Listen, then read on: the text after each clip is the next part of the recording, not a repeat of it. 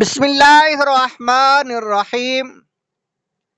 جنگ خندق 5 ہجری کی تمام لڑائیوں میں یہ جنگ سب سے زیادہ مشہور اور فیصلہ کن جنگ ہے، چونکہ دشمنوں سے حفاظت کے لیے شہر مدینہ کے گرد خندق کھودی گئی تھی۔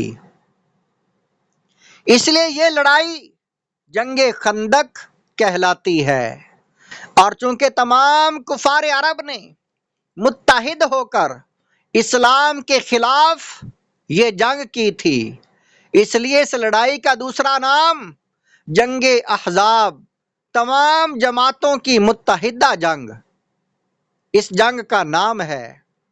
قرآن مجید میں اس لڑائی کا تذکرہ اسی نام کے ساتھ آیا ہے۔ جنگ خندق کا سبب گزشتہ اوراق میں ہم یہ لکھ چکے ہیں کہ قبیلہ بنو نذیر کے یہودی جب مدینہ سے نکال دیے گئے تو ان میں سے یہودیوں کے چند روسا خیبر جا کر آباد ہو گئے، اور خیبر کے یہودیوں نے ان لوگوں کا اتنا اعزاز و اکرام کیا کہ یہ سلام بن مشکم و ابن ابی الحقیق، وحی بن اخطب و کنانہ بن ربیع کو اپنا سردار مان لیا۔ یہ لوگ چونکہ مسلمانوں کے خلاف غیظ و غضب میں بھرے ہوئے تھے اور انتقام کی آگ ان کے سینوں میں دکھ رہی تھی، اس لیے ان لوگوں نے مدینہ پر ایک زبردست حملہ کی اسکیم بنائی۔ چنانچہ یہ تینوں اس مقصد کے پیش نظر مکہ گئے اور کفار قریش سے مل کر یہ کہا کہ اگر تم لوگ ہمارا ساتھ دو تو ہم لوگ مسلمانوں کو صفحہ ہستی سے نیست و نابود کر سکتے ہیں۔ کفار قریش تو اس کے بھوکے ہی تھے، فوراً ہی ان لوگوں نے یہودیوں کی ہاں میں ہاں ملا دی۔ کفار قریش سے ساز باز کر لینے کے بعد ان تینوں یہودیوں نے قبیلہ بنو غطفان کا رخ کیا اور خیبر کی آدھی آمدنی دینے کا لالچ دے کر ان لوگوں کو بھی مسلمانوں کے خلاف جنگ کرنے کے لیے آمادہ کر لیا۔ پھر بنو غطفان نے اپنے حلیف بنو اسد کو بھی جنگ کے لیے تیار کر لیا۔ ادھر یہودیوں نے اپنے حلیف قبیلہ بنو اسد کو بھی اپنا ہم نوا بنا لیا، اور کفار قریش نے اپنے رشتہ داریوں کی بنا پر قبیلہ بنو سلیم کو بھی اپنے ساتھ ملا لیا۔ غرض اس طرح تمام قبائل عرب کے کفار نے مل جل کر ایک لشکر جرار تیار کر لیا جس کی تعداد 10,000 تھی، اور ابو سفیان اس پورے لشکر کا سپہ سالار بن گیا۔ زرقانی جلد نمبر 2 صفحہ نمبر 104 اور 105۔ مسلمانوں کی تیاری۔ جب قبائل عرب کے تمام کافروں کے اس گٹھ جوڑ اور خوفناک حملہ کی خبریں مدینہ پہنچیں تو حضور اقدس صلی اللہ تعالی علیہ وآلہ وسلم نے اپنے اصحاب کو جمع فرما کر مشورہ فرمایا کہ اس حملہ کا مقابلہ کس طرح کیا جائے۔ حضرت سلیمان فارسی رضی اللہ تعالی عنہ نے یہ رائے دی کہ جنگ احد کی طرح شہر سے باہر نکل کر اتنی بڑی فوج کے حملہ کو میدانی لڑائی میں روکنا مصلحت کے خلاف ہے، لہذا مناسب یہ ہے کہ شہر کے اندر رہ کر اس حملہ کا دفاع کیا جائے، اور شہر کے گرد جس طرف سے کفار کی چڑھائی کا خطرہ ہے ایک خندق کھود لی جائے تاکہ کفار کی پوری فوج بیک وقت حملہ آور نہ ہو سکے۔ مدینہ کے 3 طرف چونکہ مکانات کی تنگ گلیاں اور کھجوروں کے جھنڈ تھے، اس لیے ان تینوں جانب سے حملہ کا امکان نہیں تھا۔ مدینہ کا صرف ایک رخ کھلا ہوا تھا، اس لیے یہ طے کیا گیا کہ اسی طرح 5 گز گہری خندق کھود دی جائے۔ چنانچہ 8 ذوالقعدہ 5 ہجری کو حضور صلی اللہ تعالی علیہ وآلہ وسلم 3000 صحابہ کرام رضی اللہ تعالی عنہم کو ساتھ لے کر خندق کھودنے میں مصروف ہو گئے۔ حضور صلی اللہ تعالی علیہ وآلہ وسلم نے خود اپنے دستے مبارک سے خندق کی حد بندی فرمائی اور 10 آدمیوں پر 10 گز میں تقسیم فرما دی، اور تقریباً 20 دن میں یہ خندق تیار ہو گئی۔ مدارج النبوت جلد نمبر 2 صفحہ نمبر 168 اور 170۔ حضرت انس رضی اللہ تعالیٰ عنہ کا بیان ہے کہ حضور صلی اللہ تعالی علیہ وآلہ وسلم خندق کے پاس تشریف لائے، اور جب یہ دیکھا کہ انصار و مہاجرین کڑکڑاتے ہوئے جاڑے کے موسم میں صبح کے وقت کئی فاقوں کے باوجود جوش و خروش کے ساتھ خندق کھودنے میں مشغول ہیں، تو انتہائی متاثر ہو کر آپ نے یہ رجز پڑھنا شروع کر دیا: اللہم ان العیش عیش الآخرہ فاغفر الانصار والمہاجرہ۔ اے اللہ عز و جل، بلا شبہ زندگی تو بس آخرت کی زندگی ہے۔ سبحان اللہ۔ اے اللہ عز و جل، بلا شبہ زندگی تو بس آخرت کی زندگی ہے۔ سبحان اللہ۔ لہذا تو انصار و مہاجرین کو بخش دے۔ سبحان اللہ۔ اس کے جواب میں انصار و مہاجرین نے آواز ملا کر یہ پڑھنا شروع کر دیا: نحن الذین بایعوا محمدا علی الجہاد ما بقینا ابدا۔ ہم وہ لوگ ہیں جنہوں نے جہاد پر حضرت محمد صلی اللہ تعالی علیہ وآلہ وسلم کی بیعت کر لی ہے، جب تک ہم زندہ رہیں گے، ہمیشہ کے لیے، جب تک ہم زندہ رہیں ہمیشہ کے لیے۔ بخاری شریف۔ غزوہ خندق جلد نمبر 2 صفحہ نمبر 588۔ حضرت براء بن عازب رضی اللہ تعالیٰ عنہ کہتے ہیں کہ حضور صلی اللہ تعالی علیہ وآلہ وسلم آپ بھی خندق کھودتے اور مٹی اٹھا کر پھینکتے تھے، یہاں تک کہ آپ صلی اللہ تعالی علیہ وآلہ وسلم کے شکم مبارک پر غبار کی تہ جم گئی تھی، اور مٹی اٹھاتے ہوئے صحابہ کو جوش دلانے کے لیے رجز کے یہ اشعار پڑھتے تھے: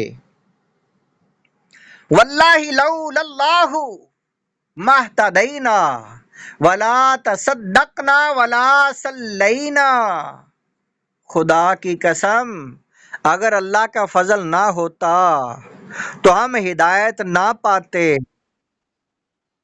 اور نہ صدقہ دینے والے ہم بنتے۔ فانزلن سکینۃ علینا۔ پچھلے شعر کا ترجمہ ہے: اگر ہم پر اللہ کا اگر فضل نہ ہوتا ہم ہدایت نہ پاتے اور نہ صدقہ دیتے نہ نماز پڑھتے۔ فانزلن سکینۃ علینا وثبت الاقدام ان لقینا۔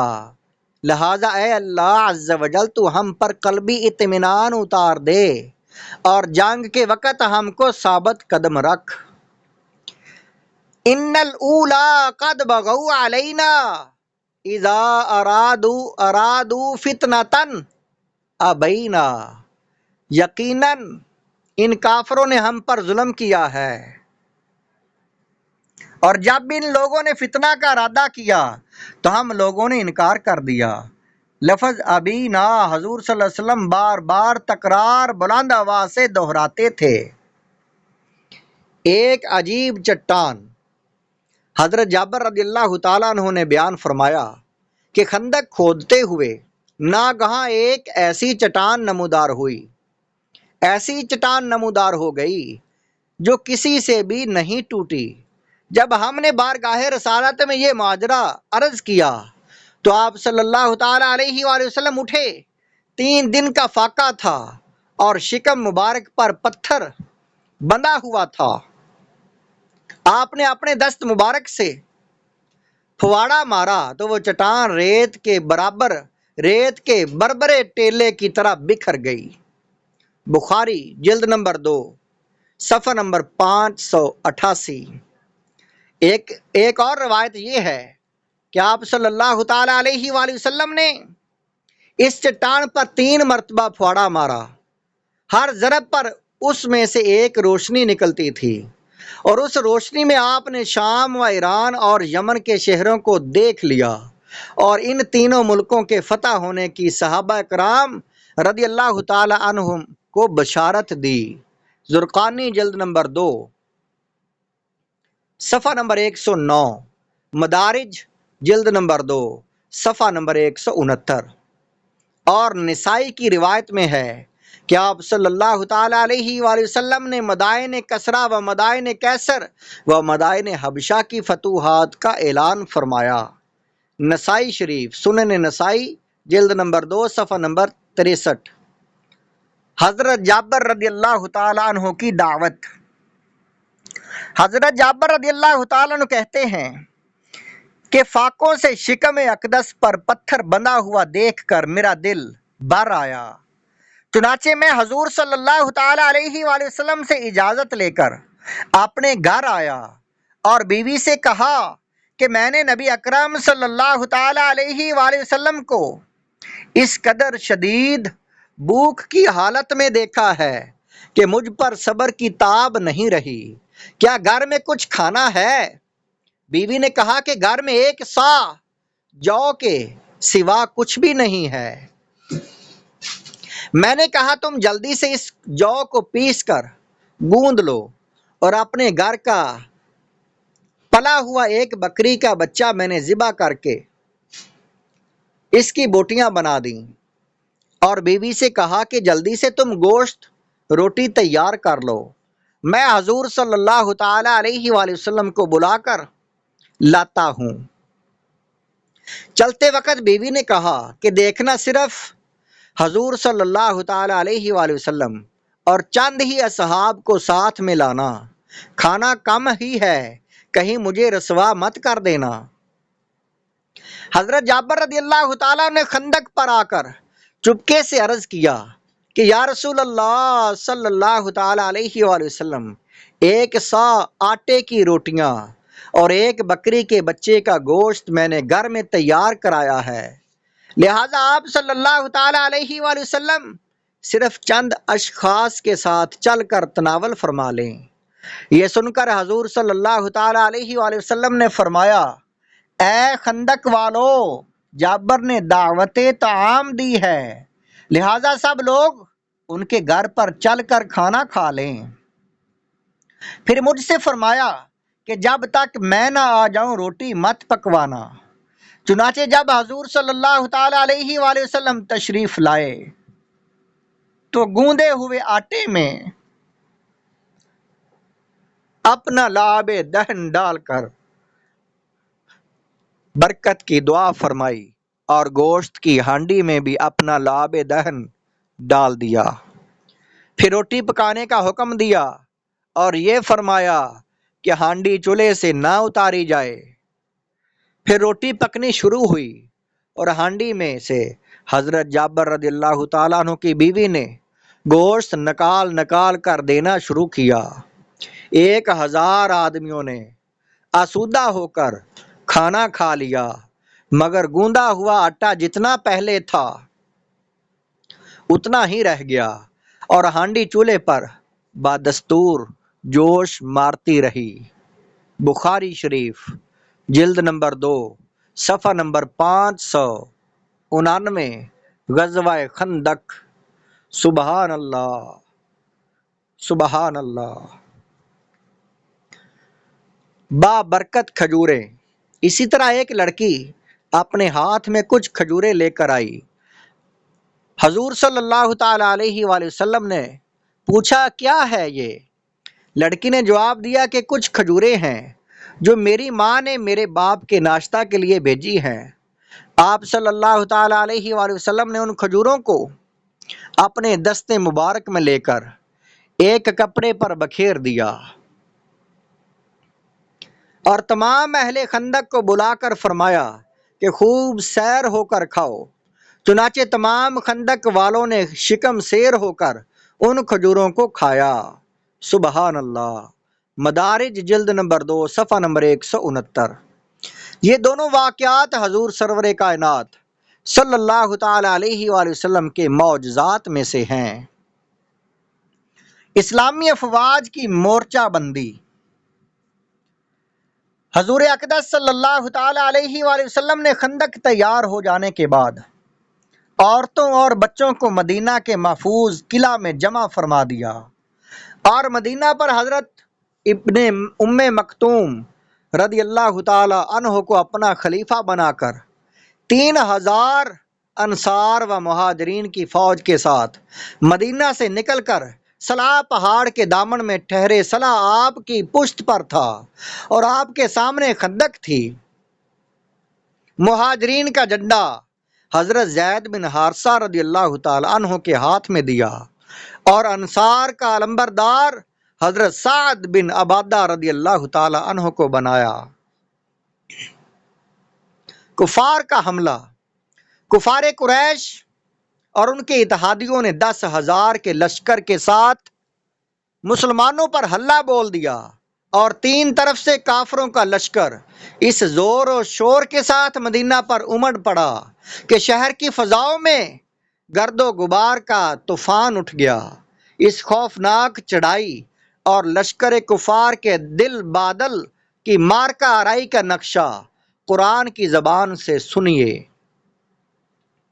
اذ جاؤکم من فوقکم ومن اسفل منکم وَإِذْ زَاغَتِ الْأَبْصَارُ وَبَلَغَتِ الْقُلُوبُ الْحَنَاجِرَ وَتَظُنُّونَ بِاللَّهِ الظُّنُونَ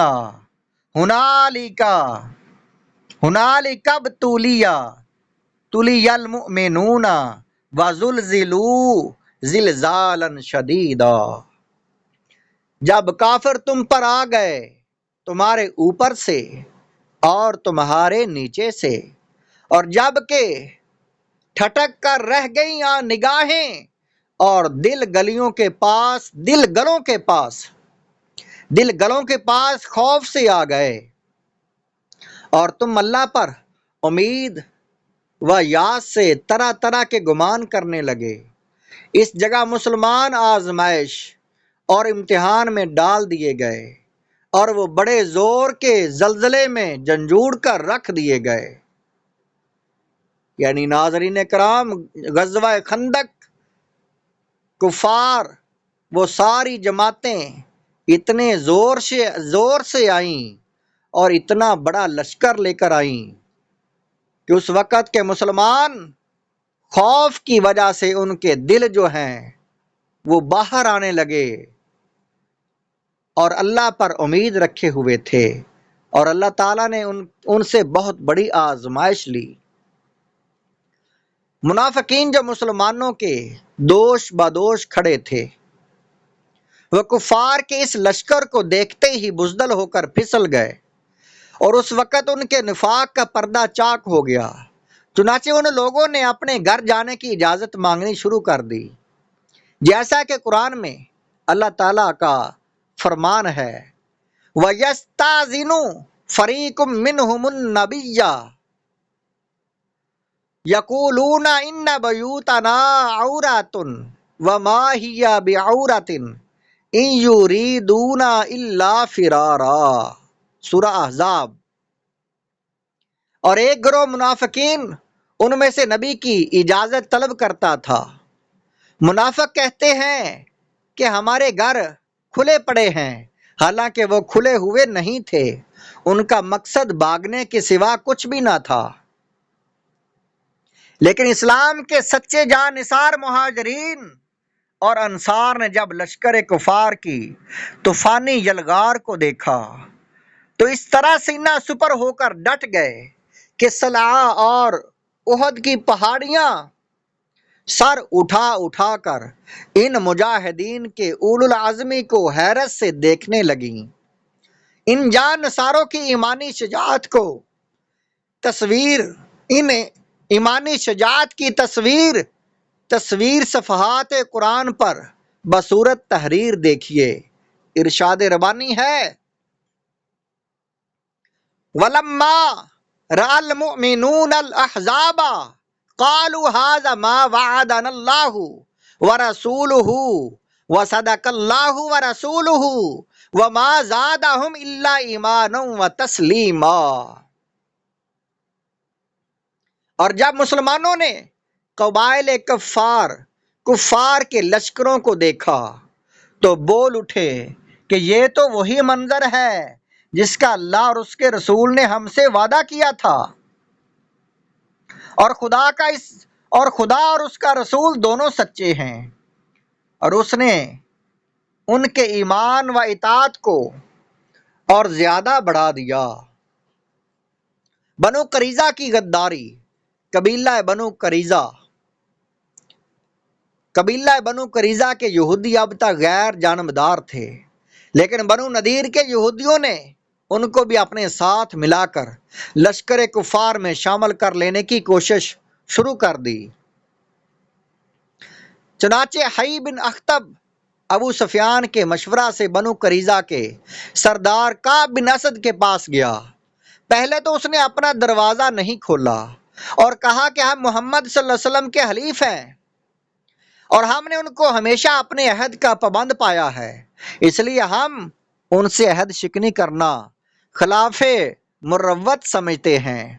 مگر بنو نذیر کے یہودیوں نے اس قدر شدید اصرار کیا کہ طرح طرح سے ورگلایا کہ بالآخر کعب بن اسد معاہدہ توڑنے کے لیے راضی ہو گیا۔ بنو قریظہ نے جب معاہدہ توڑ دیا اور کفار سے مل گئے تو کفار مکہ اور ابو سفیان خوشی سے باغ باغ ہو گئے۔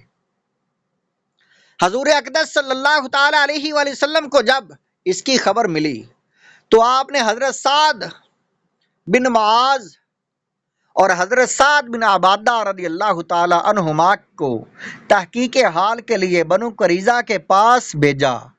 وہاں جا کر معلوم ہوا کہ واقعی بنو قریظہ نے معاہدہ توڑ دیا ہے۔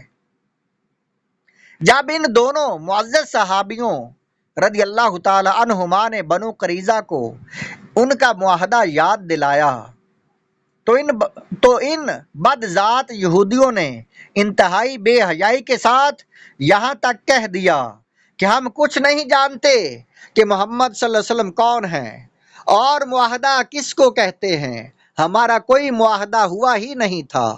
یہ سن کر دونوں حضرات واپس آ گئے اور صورتحال سے حضور صلی اللہ تعالی علیہ وآلہ وسلم کو مطلع کیا۔ تو آپ نے بلند آواز سے اللہ اکبر کہا اور فرمایا کہ مسلمانوں، تم اس سے نہ گھبراؤ، نہ اس کا غم کرو، اس میں تمہارے لیے بشارت ہے۔ زرقانی جلد نمبر 2 صفحہ نمبر 113۔